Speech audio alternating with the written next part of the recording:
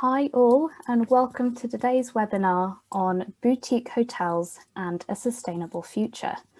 Whilst we wait for others to join, I'm going to play a short video that summarises the characteristics of a trailblazer.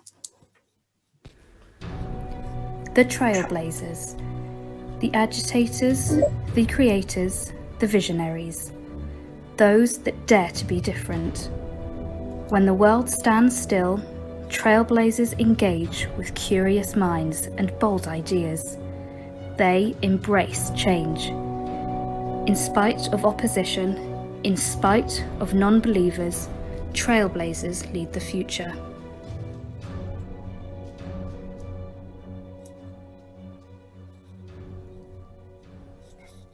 Since we launched this series in September, we've had nearly 1,000 industry professionals sign up across a range of topics, from the experiential hotelier through to our topic today on sustainable futures. Interestingly, this session right now is proving to be one of our most popular in terms of the number of registrants, which highlights the importance of the subject within hospitality at the moment, and that our audience is eager to learn. In fact, a report issued today by Euromonitor outlined that 53% of travel companies are looking at investing in energy over the next 5 years. An even higher 59% will focus on developing sustainable products and services. It's an incredibly relevant and of the moment topic. So here today, we have some brilliant leaders with us to offer some advice and share knowledge in order to help us map the next steps towards a brighter, green and sustainable future. We're excited to kick off the Urban Living Light series in the first week of March next year. This is going to be a week-long schedule of small events hosted at venues dotted across London.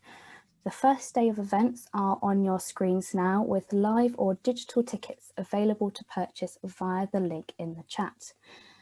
And it's these light events that are going to offer a snapshot of what to expect at the Urban Living Festival on the 7th and 8th of July at Tobacco Dock in London.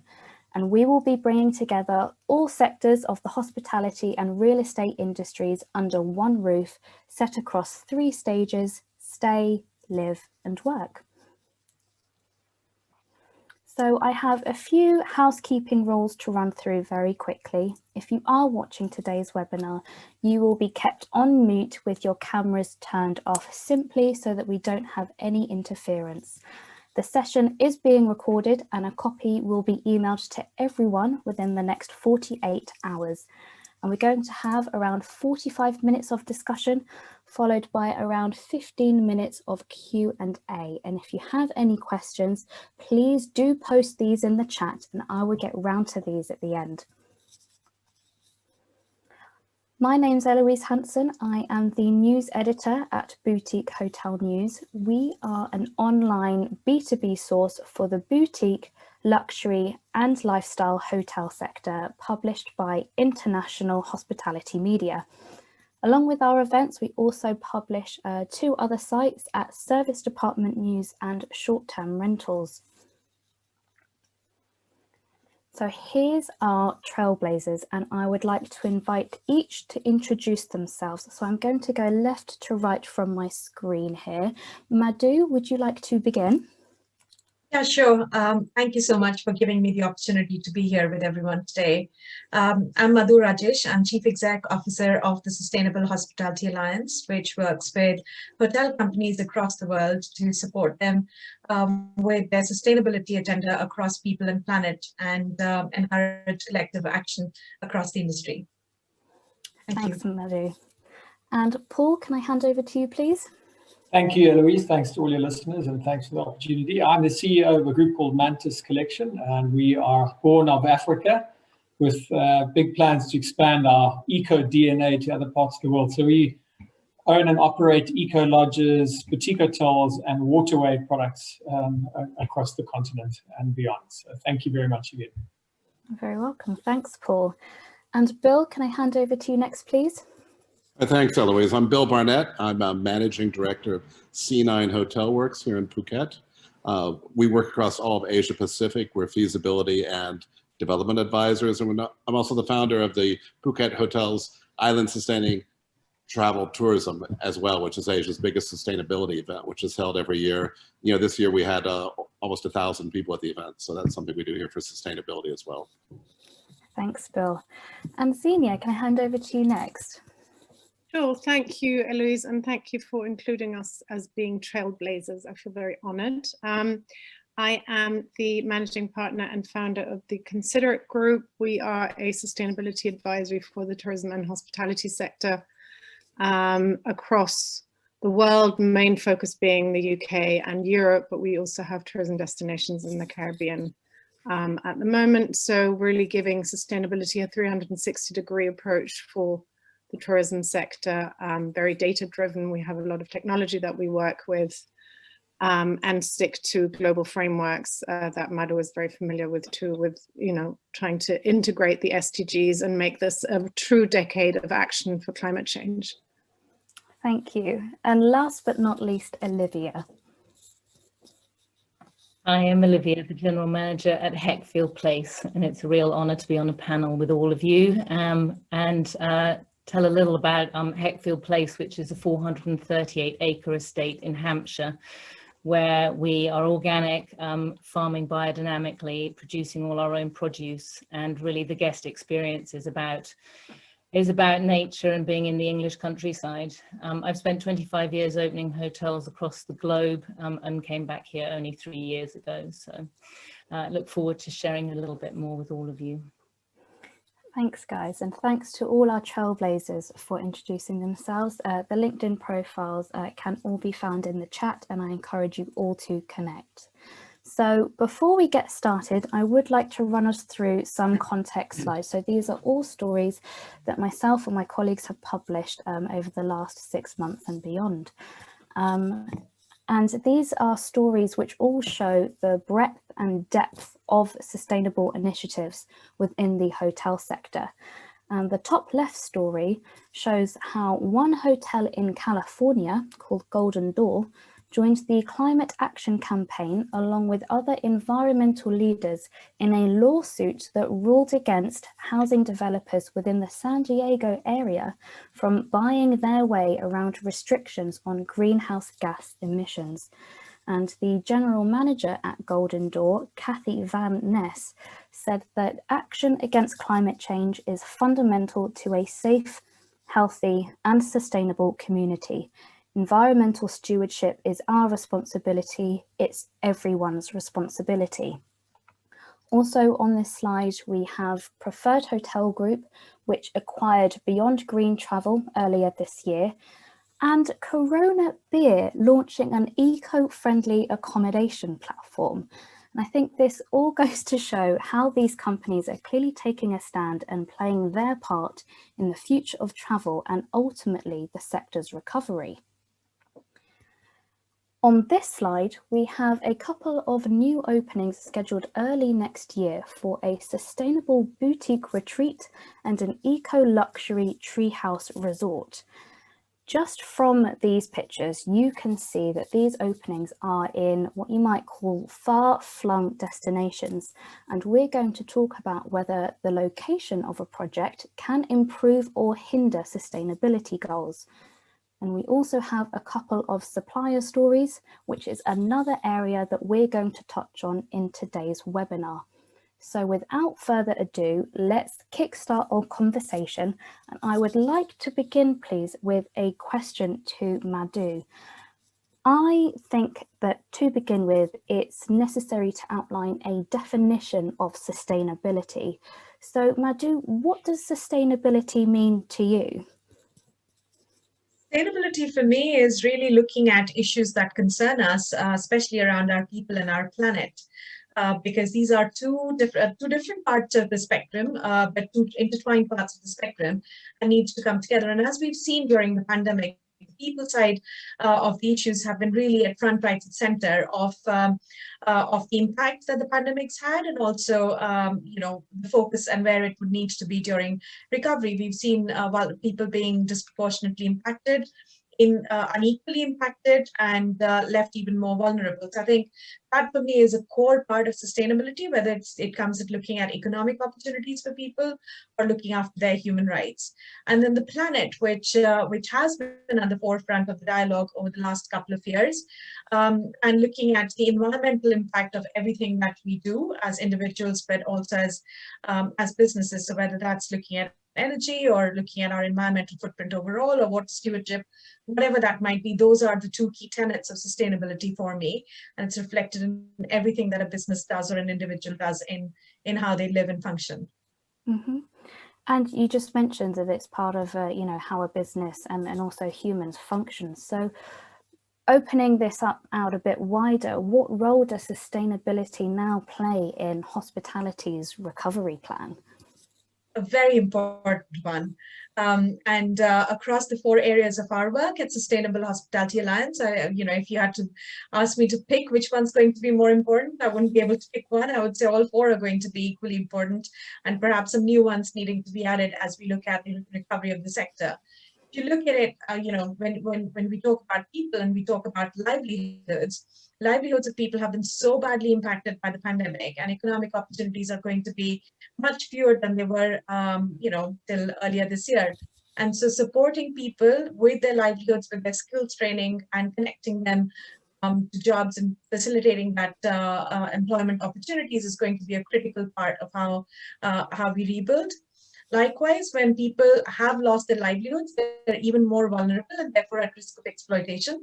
So if you look at the area of work on human rights that we've had, that is going to be even more important as people, have gone back to their countries, have lost jobs, have gone back home and are desperate to get out and provide for their families, and will be then at even more risk of exploitation. So for me, those 2 sides are going to be quite important as we look at recovery. Then you look at the planet side of it, and across the board, I mean, there is a whole focus on how an increased awareness from all of us on the impact that the world around us has and how linked our lives are with that. So I feel that is going to continue to be important. You look at issues around balancing hygiene with the whole debate on single-use plastics, which was so important the last year, and at the moment, somehow the use of single-use plastics seems to have increased as we strive to achieve that balance, and sort of resetting that a little bit will be quite important. And specifically for hotels, I mean, sustainability is often considered to be an expense and morally the right thing to do. But we feel, and we published a business case earlier this year, that there's a business case for sustainability. It's economically the right thing to do, because very often you can actually reduce your operational costs and actually increase your returns on investment if you think about sustainability right at the start of designing a new hotel or refurbishing a new hotel. So as hotels look to recover, and with the economic pressures that they've been under, looking at achieving operational cost savings by integrating sustainability into their operating model is even going to be even more critical for companies, brands, operators, owners, everyone across the value chain. Thanks, Madhu. Let's now look at what is available to hotels and hoteliers. And I'd like to come to Xenia, please. Looking at government initiatives and grants, what help is there out there for hotels, and how does this differ across countries? Very good question, and not one I'm going to be able to answer specifically, because again, countries are changing constantly. The economic help that's being offered to the sector varies enormously, obviously, even within here in Europe and within the regions. So I know, for example, here in Germany, where I'm based, the hotels that were closed down this month were able to claim their turnover that they'd had in November last year, but a lot of companies are complaining this help is not arriving. In the UK, again, we've got different scenarios. So I think in Europe overall, we're quite lucky because we do have help from governments. Fragile regions that depend on tourism a lot more, talk about the Maldives or some of the Caribbean islands, they often don't have recovery money that they can rely on, and they don't have local tourism that they can rely on. So it's a very tricky situation. But linking this back to what is available for boutique hoteliers and sort of grants, I think what's interesting to look at is the financial markets. And you had a slide there earlier on ESG investment. So ESG, for those of you who don't know, stands for environmental social governance, which is basically the terms that's used in financial markets to address sustainability and things that were known as corporate social responsibility before. So if you are in a country where potentially the government will not support you for Build Back Better, and a lot of the funds, recovery funds here in the EU, are linked to the EU Green Deal, so there are a lot of opportunities in there. But equally, the financial markets are moving enormously towards that direction. So a lot of the asset funds, a lot of the impact investment, there are much more favorable conditions and people looking to invest in sustainable projects, products, companies. So it really is, from a financial point of view, now is the moment to get moving, because if you are looking for investment, this is where it's all going at the moment. And, people like BlackRock, everybody's quoting this, but it's not just him, but he's set it all in motion. And so now, thankfully, with Joe Biden in the driving seat and climate back on the US agenda, this is going to take a whole different speed, and things are going to be moving in a much faster way, I think. Mm-hmm. And what resources are available right now for hoteliers that are maybe looking to embark on their sustainable journey? Can I hand this back over to you, Xenia? So again, there are grants. So I think the things to go for at the moment is grants, and a lot of them are in innovation, and that's what you can apply for. Again, you need to look at the ones that your governments are putting out for you. And that is where a lot of the governments are putting money, because they see that, new development is what's going to help us address climate issues. So those are things that you can look for. And then again, there are the furlough schemes that I'm not an expert in, because those are HR issues as well. But yes, and the EU recovery deal is now being sanctified in each country. So then again, you have to look to your government as to how they decide where that's being deployed. And it's a little bit early days, but it is being linked to that huge pot. And in France, they've already made declarations that any of the recovery has to have a green agenda. So it really is time now for companies to make sure that they have their goals set in motion for the next 10 years, their sustainability goals, in order to apply for those grants or those financial helps. I hope that answers the question. Thanks, Xenia. And I know Madhu touched on this earlier, that it's best to get things in place right from the beginning. So Bill, if I can turn to you next, please.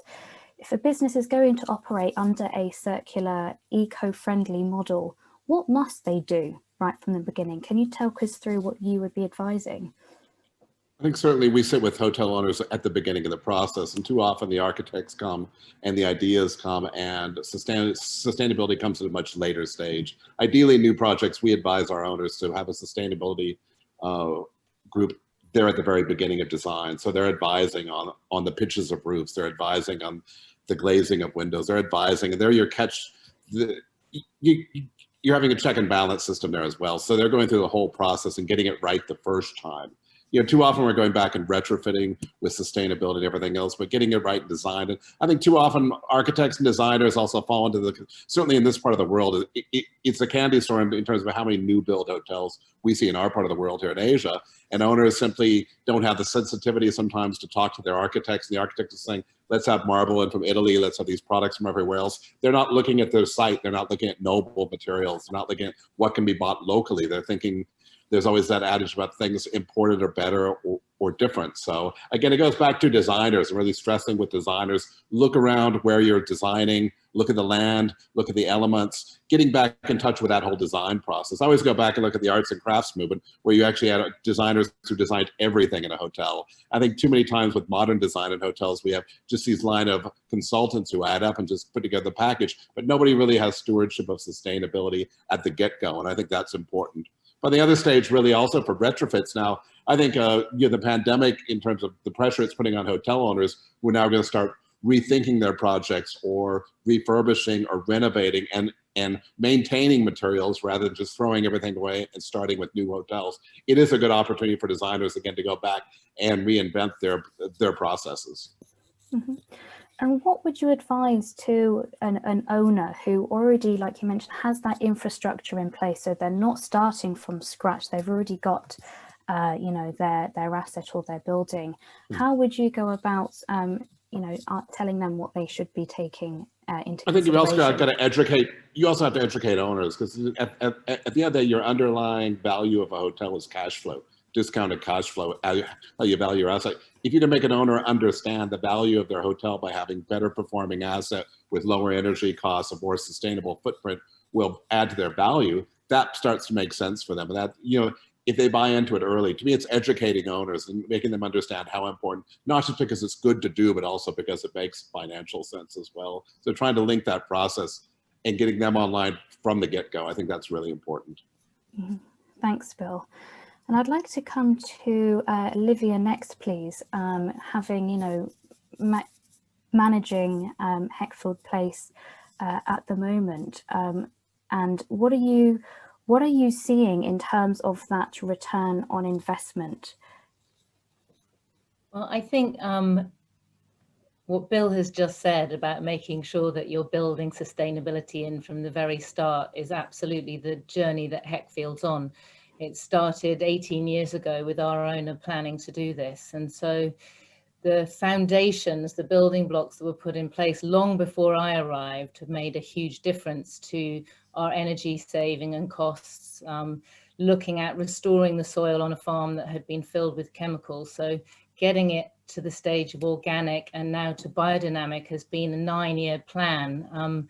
So I think it's having a long-term vision that you start with good building blocks is really, really important. And I think there's a change in what people are looking for in a luxury hotel now, and it's not quite so much glitz and glamour, and it's a lot more looking for reality, and with COVID looking for nature and for space. I think we've seen a huge uptick in interest in countryside hotels, and as well as my comp set around us.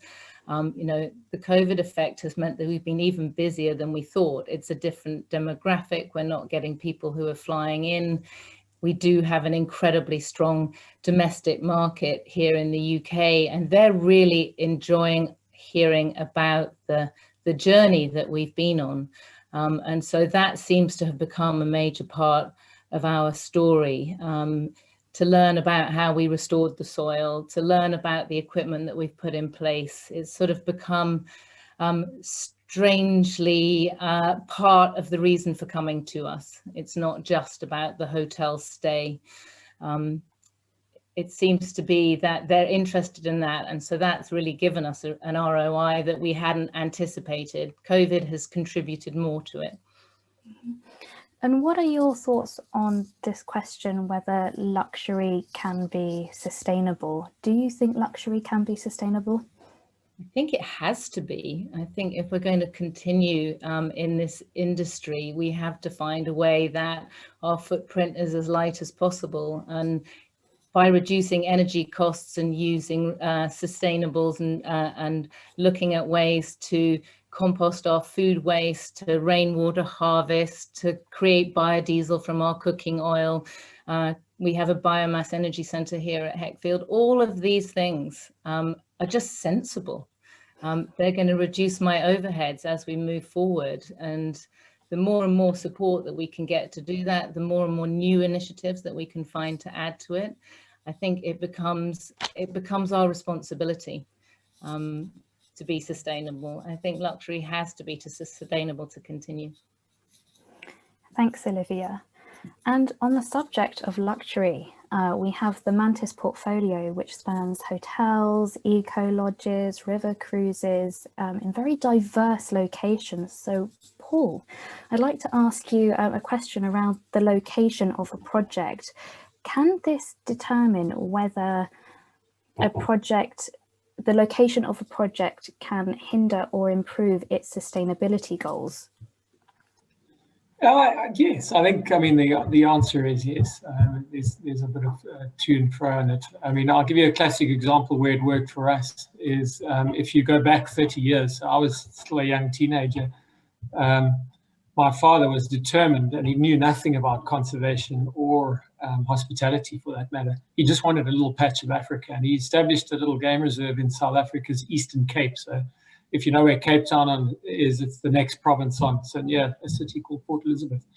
And over a period of 200 years, every single animal had been wiped out, you know, with the arrival of the British settlers and various other European settlers.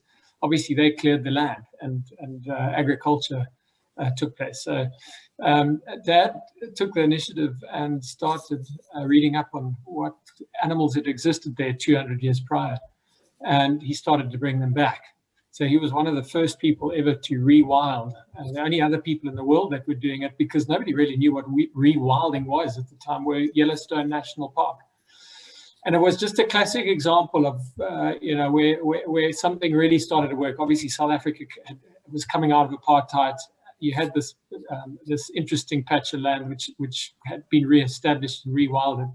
And of course, the tourism floodgates opened in the early 90s for South Africa. And this was so well primed because it was the closest game reserve to Cape Town.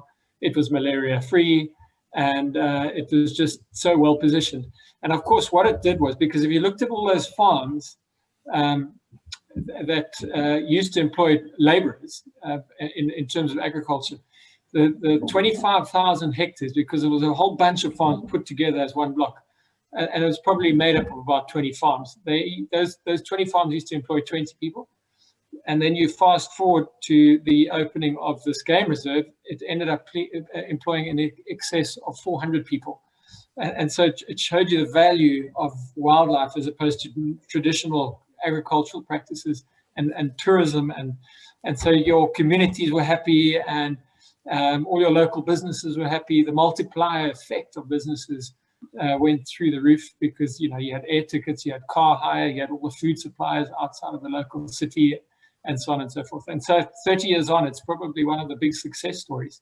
And the beauty of this particular project was that it was just the start, because today there are 20 other game reserves. All other farmers converted their little farms into game reserves. And I think that's going to give you a lot of hope out where you are, Olivia, because, you know, I know NEP down, I think, in Kent, which is another one. And there's another terrific one in the Highlands of Scotland, which I'm very close to, called Allerdale Wilderness Reserve.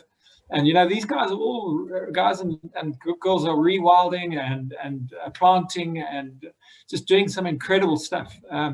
So they will work. There's no doubt about it. There's a wave of conscious travelers that are emerging out of this. And I think that, you know, those are the opportunities. And I think they will become incredibly sustainable in many ways. So there you go. That's my answer. Thanks, Paul. Thank you. And I'd like to come back to Madhu, please, for my next question. You work with larger hotel chains and brands. And what are you seeing, or what are these companies doing to lead the charge on sustainability? Oh, Madhu, sorry, you're on mute. Sorry. Putting on mute and having to unmute. Thank you for the question. And I'd just like to correct one point there. We work with large brands as well as some very small and innovative and very nimble hotel companies as well. For example, Geneva and BC Hospitality Group are really truly committed to sustainability. And I think the one key thread that we see across how much action a hotel company takes on sustainability is really commitment from the senior leadership. And that's why if you see our structure, our board of trustees come from, you know, and that's a combination of independent sustainability professionals, but also senior leaders. But our senior advisory council consists of C-suite leaders from across the member companies. And they're really, really critical in driving that agenda of sustainability in their companies. You know, it starts from top down, but then if you look at our executive committee, they are the people who really drive sustainability issues and action on that across their companies. And we have working groups on each of the 4 key areas that we focus on, which is, the movers and shakers in the business who actually drive and deliver on initiatives. So it's an approach that starts from the leadership level, but then also gets into the practicalities of it down to the hotel level. And that's how you really achieve change across large multinational corporations, by engaging with stakeholders at different levels and really understanding their needs and helping them with their day-to-day job and driving the initiatives forward. And without that C-suite level commitment, I mean, you're not going to really make much of a difference unless your leadership's committed. So I really emphasize the role of leadership in taking action. Mm-hmm. And how do you think their roles and responsibilities of these senior management teams are going to change, maybe in light of all that's happened over the last eight months or so? I mean, there's been a real spotlight on sustainability as a whole. Will these roles become amplified? Absolutely. I think the whole conversation around sustainability and its role in building back better, and I know that sounds cliched, but really, I mean, if you look at it, that phrase can have a lot of meaning. That is going to be down to the leadership of individual companies and how much they believe in it. And I do feel it's not going to be a choice, because, everyone is so aware of the impact the pandemic has had, and looking out for how brands have responded to the needs of their local communities. What are they doing to change their business model? How are they going to be more human when it comes to recognizing the impact and, working on it? That is going to be even more important. And whether that's brands looking out for each other because they're all part of each other's value chain, or whether that's individual customers making a booking, we are all going to be asking I hope many of the right questions that we need to be asking as we make our choices. So it's going to be an imperative. It's not going to be an option, I feel, going forward. Thank you. And Olivia, coming to you next, please. As an independent hotel, how are you encouraging best practice? I think it's interesting, following on from Madhu, being an independent, I do have the freedom and the space to set our own agenda, but absolutely it comes from the top. Our owner from the very beginning had such a long-term view for the estate. And really it came from him that Heckfield needed to be a place of learning. It needed to be a place where people could take something away with them, not just to stay in a really comfy bed, but that they took something home with them that helped them or see something in practice that works beautifully, that you can stay in a plastic-free room and it can be really gorgeous, that you can eat home produce and it's absolutely delicious. That you can be using sustainable energy sources and still have a super cozy house, that those things are sort of by osmosis. We're not teaching them, but that while you're there, it's still a wonderful experience with those things in place. We also encourage people to go out and discover the estate, meet with our gardeners or our arborists, go to the farm, go to the market garden, see our tree nursery we're doing and cloning trees there. There's lots of places where you can just learn there anyhow and take that with you. That independence allows us to just keep growing that, I think. It makes a big difference. And I did work in the past with Suneva, Madhu, and then with Aman before that. So the journeys from different places, I have to say, being an independent makes it a lot easier. Thank you. We have a comment here in the chat from Rocco Bova saying that boutique hotels are definitely going to be preferred over big box hotels. And whether, I can see Xenia and Olivia all nodding their heads in agreement there. So thank you for your comment, Rocco. And just a reminder here that if anybody does have any questions, please pop them in the chat. I will get round to asking these at the end. So following on from Olivia's comments all about, local produce and that sort of on-site kitchen. Bill, I'd like to come to you next, please. How are you, or what are you seeing with the farm-to-table trend? How is that developing? I think that's an exciting space. I think, hotels globally, there's been such a dumbing down of cookie cutter hotels where we don't give credit to our own staff, but, we don't believe they can do anything but make a club sandwich across 40 hotels that looks exactly the same in all our hotels. Probably the best thing of COVID is that we no longer have to deal with these buffets anymore. So thank God those are maybe gone for a while, but everything else. But I think what, in terms of, we have to believe that our staff would want to actually cook something different daily, and find different things. That's the farm to table. I think it allows that process back into it. We're seeing more hotels do that, which makes absolute sense because they're able to not have a standard menu that lasts 365 days a year.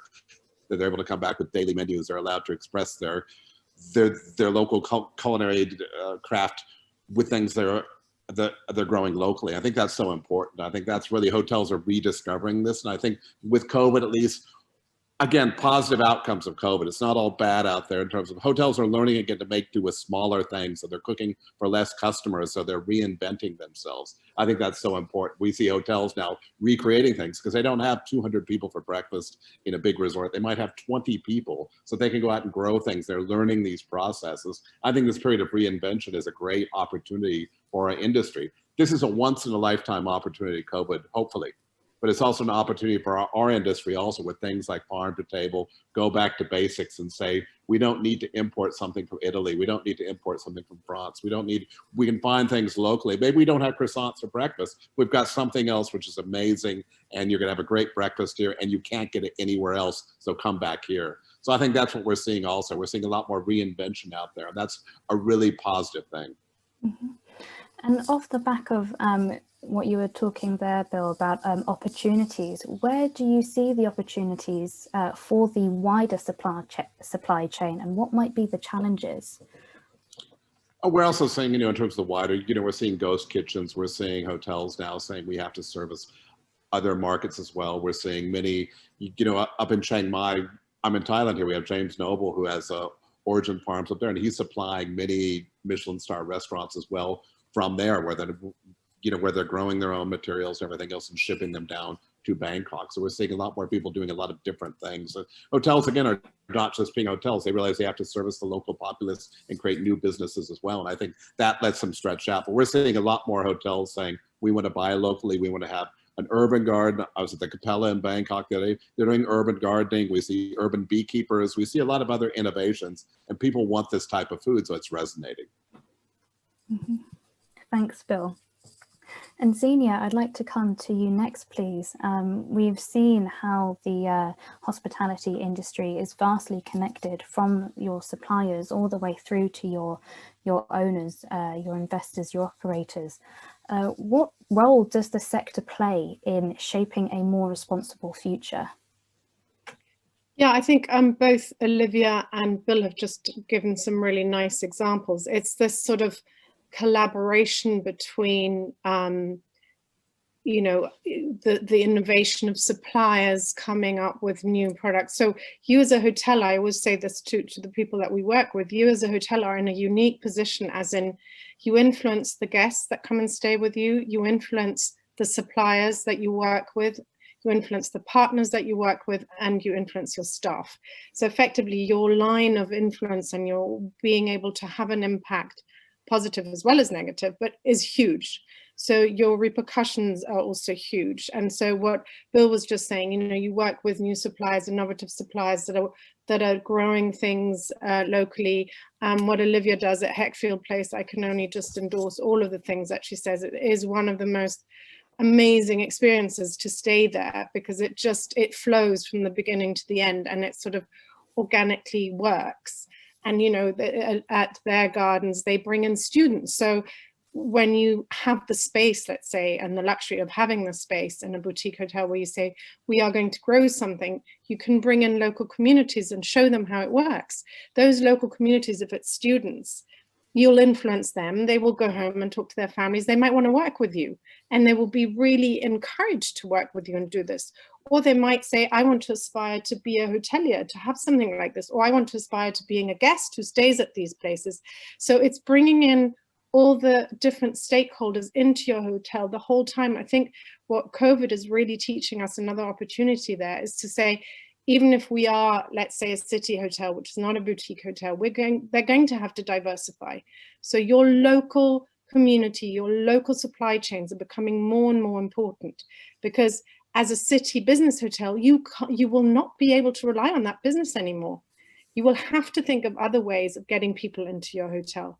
And as a boutique hotel, and I completely agree with Rocco's comments there, the leisure market will open up first. People will have a drive. Olivia's just told us people are looking for the nature experience. They're looking for this thing that I go to Italy and what I'm eating is Italian, what I'm seeing is Italian, the fabrics are Italian, the perfume is Italian. The same goes for Spain, the same goes for Thailand.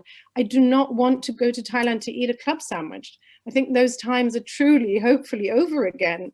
And yes, they can make a club sandwich for me if I really want it, but it's not about that. And I think this is really going back to that and supporting what is grown locally, what the people know locally, and hopefully also to further that whole thing about we can influence handicraft. I mean, again, what they've done at Heckfield Place is, you know, all of the products and the materials made in England, it's extraordinary. And every country has got that. And let's further that again. Let's use that in a hotel and show people how you can live in it. So as you say, the level of influence of a hotel is actually enormous, even if it's just a small hotel. Mm-hmm. Thanks, Xenia. And just highlighting, I guess, an overarching theme of this conversation is all about education, be it staff, be it your guests, you know, the whole world, if we're going to go all powerful. But Paul, I'd like to send this question to you, please. What is Mantis doing to educate staff and guests?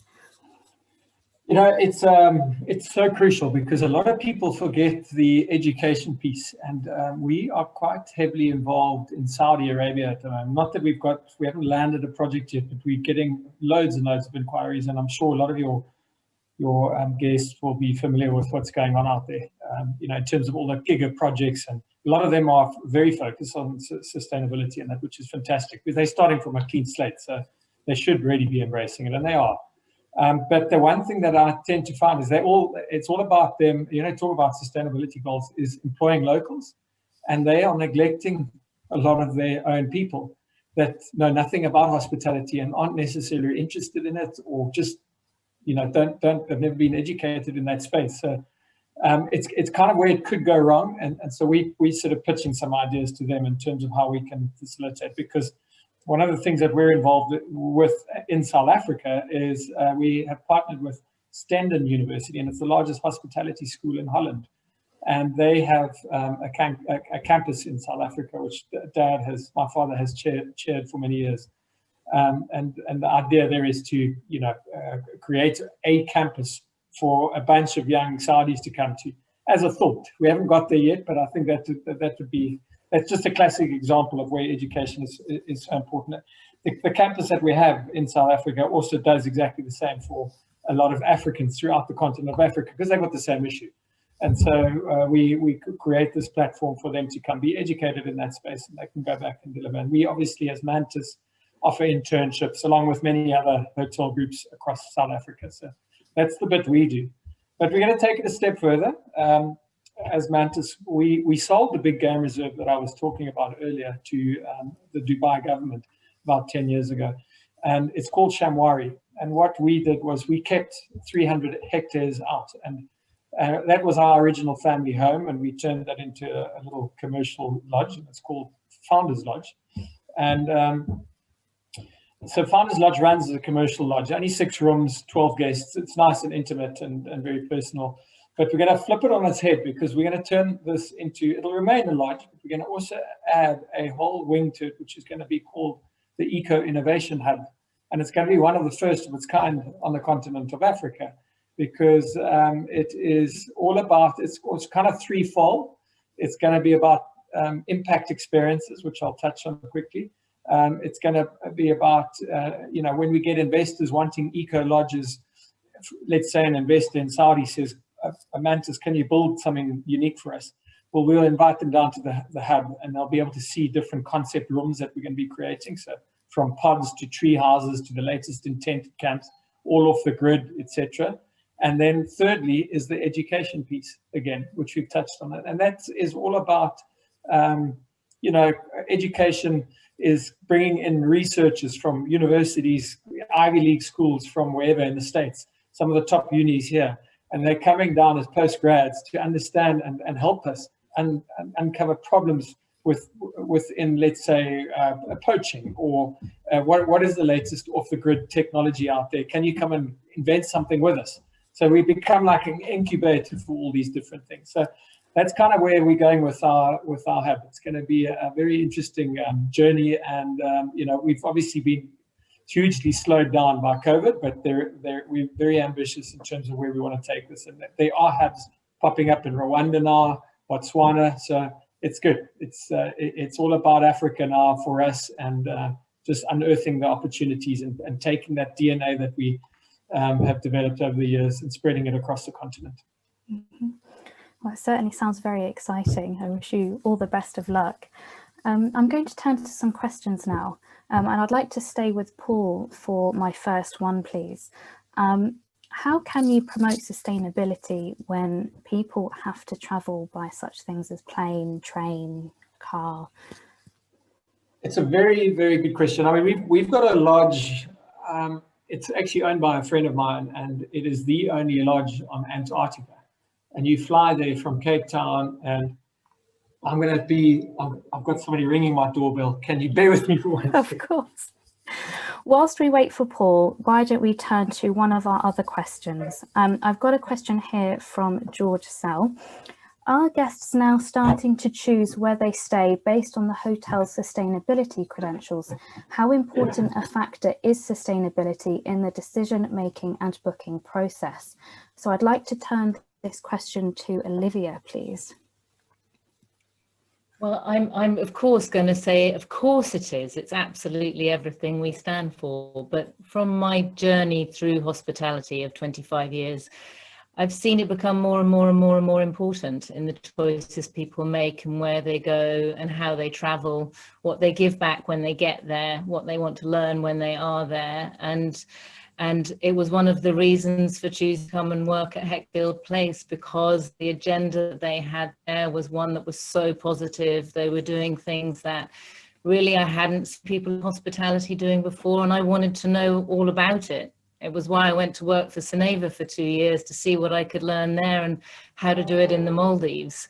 Seasonality makes it a lot easier in the UK, but I think that we all have to be responsible, and it's all the time trying to learn more. Just on this call, I've been writing notes of what everyone's been saying, because there just are always new ideas of things that we can do. And the latest one that we have at Heckfield is that we have our own Guernsey herd of cows now. So we have 37 beautiful girls. All of our milk and cream and butter is coming from our cows, but we're also sending milk out to the local cheesemakers so that they can be making cheese for us, and that's distributed locally too.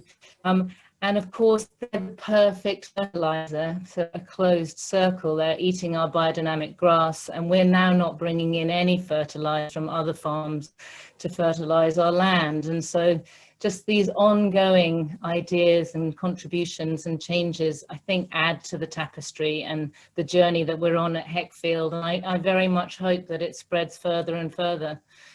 There are amazing projects out there. The Wilding projects, I love to hear what they're doing. Isabella Tree has come to Heckfield and spoken about all they're doing at NEP. And these ideas have to grow and grow, and I think it is what people are looking for. It definitely is what people are searching for. We have it as part of our SEO. It's definitely up there as one of the reasons that people will choose Heckfield. Thanks, Olivia. So let's jump back to Paul quickly. So how can you promote sustainability when people do have to travel? Yeah, so sorry about that, but you know, just coming back to the lodge in Antarctica, because obviously we could get criticized for that, because hang on, why are you, it's the last unexploited continent, and why are you doing what you're doing? And so just to reassure you, I mean, we've done it in an incredibly small way. There are only 10 rooms, and it's incredibly expensive. And the theory or the statement that we often use when somebody does confront us is a quote from David Attenborough. He says, you know, no one will protect what they don't care about, and no one will care about what they have never experienced.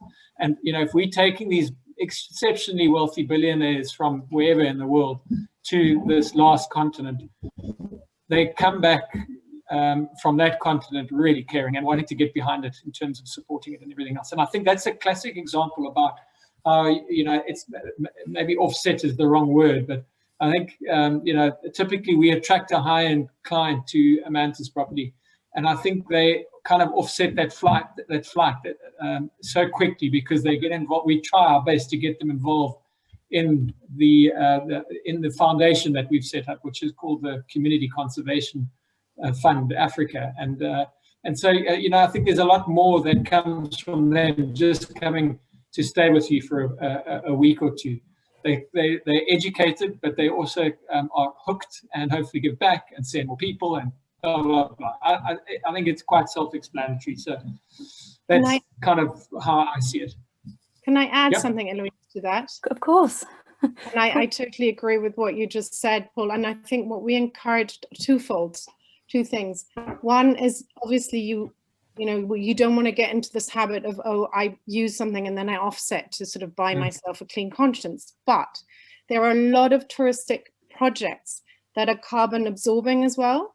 And so we encourage a lot of our destinations that we work with or our hotels that we work with to sort of start calculating what is the CO2 absorption that you're doing with your projects. If Olivia started calculating what she's doing at Heckfield Place, she'll outdo a lot of the travel that people are doing. Or we've got coral reef restoration in one of our destinations in the Caribbean. They've outplanted 7,000 corals. That is CO2 absorption. Mangroves are CO2 absorption.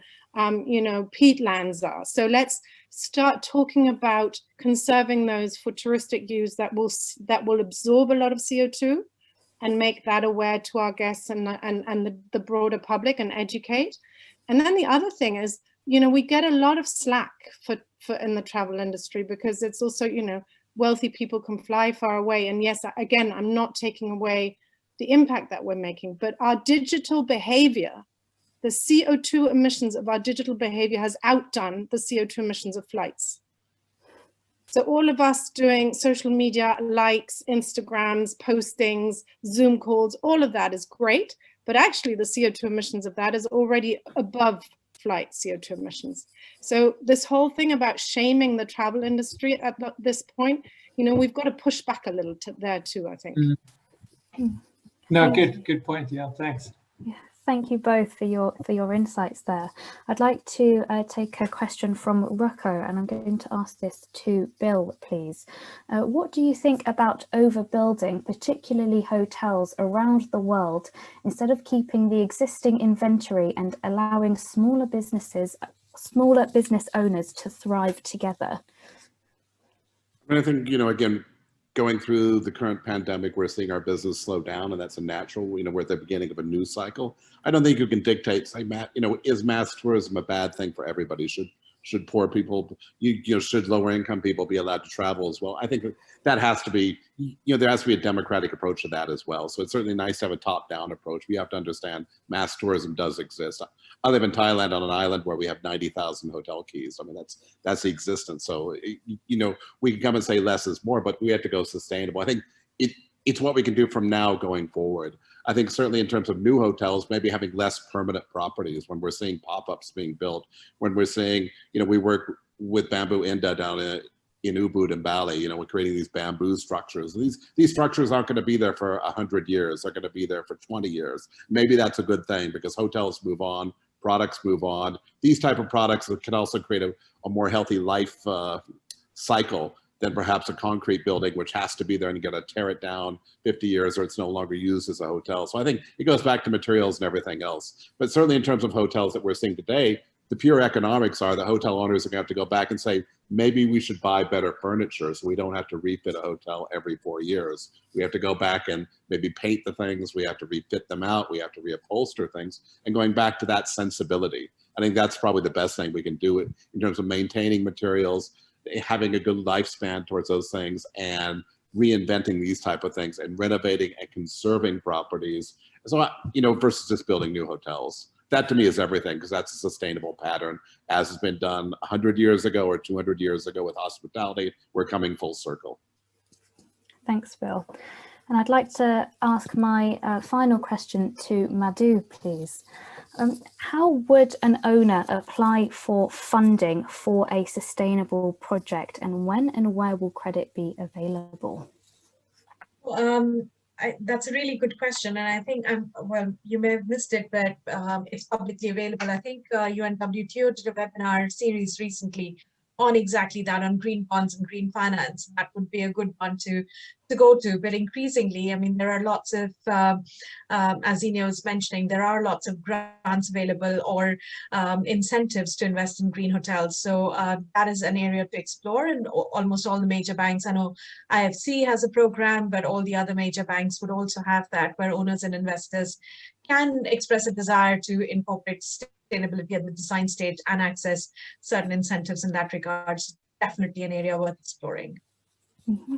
Can I also just say, I heard earlier on there was a question that I wanted to come in on around what resources are available for hotels that are starting off. And I would say on our website, there are a number of free resources that are available for hotels that are getting started on their sustainability journey. And these have been developed in collaboration with the industry, for the industry. So whether you're looking to measure your water footprint, your energy footprint, look at how you decarbonize your hotel, you're looking to speak with your owners, investors on the business case for retrofits and new builds, all of those resources are there and available on our website. If you're looking at human rights training and how you could honor people's, respect people's human rights in your labor supply chain, again, free trainings available on the website. So I would really point people in that direction and encourage people to look at those resources that exist. Thank you. Thank you all for your very valuable contributions today. We must wrap up, and I do have I have a few slides to run through before we do close off. So we are hosting a one-off webinar in collaboration with the Moose this Wednesday at 11 o'clock GMT, and my colleague George Sell will be looking at how the role of technology is changing within boutique hotels, and the link to register for this webinar will be posted in the chat. And I'm really excited to announce that over 3 consecutive days in December, my colleagues George, Paul and myself will be talking you through our predicted 2021 trends for the service department, short-term rental and boutique hotel sectors. Now, I'm letting you know about all of these because we're seeing a huge blurring of boundaries across these 3 sectors, which has only been accelerated due to the coronavirus. And our Trendsetter webinars will be 45-minute interactive sessions, and we will be joined by thought leaders from our respective areas. It'll be our final webinar series before the end of the year, and we would love to see you all there. And we will be following up with some further details this week, though if you want to sign up ahead of this, then once again, the link is posted in the chat. And as I mentioned earlier, our Urban Living Light events are taking place the week commencing 1st of March 2021. And this series is being held in the run-up to the Urban Living Festival at the beginning of July. And here is some of our sponsors and some of our media partners. So thank you very much for your support. And if you would like to hear more, please do get in touch with my colleague Katie. Her details are now up on your screen. So thanks to all who have joined us today, and a special thank you to our Trailblazers. It's been an absolute pleasure to sign off this series with such a stellar lineup, and I very much look forward to returning in early 2021 when we will restart our fortnightly Trailblazer webinars. So have a good day, I bid you well, and I will see you all very soon. Take care. Thanks, Eloise. Thanks, everyone. Thank you. Bye-bye. Bye.